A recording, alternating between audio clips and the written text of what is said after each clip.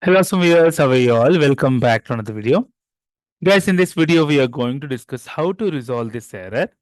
Automation name Expresso could not find the driver automation name Expresso. If I open the terminal and if I write appium driver list, you can see the Expresso is installed. So how to resolve this issue, guys? How to resolve this issue? For that, guys, you have to stop appium server where we have started it. Here I have started the appium server. Let me stop this. So yeah, let me start the server again. If I just write appium, so it will start the server. It should be starting now. It has also added Expresso in the appium server. Now, if you run this, start the session, it should work. So if I like the video, guys, if you like the video, please click on like. If you're a new viewer, please click on subscribe. Till then, guys, take care. Have a great day. Bye-bye.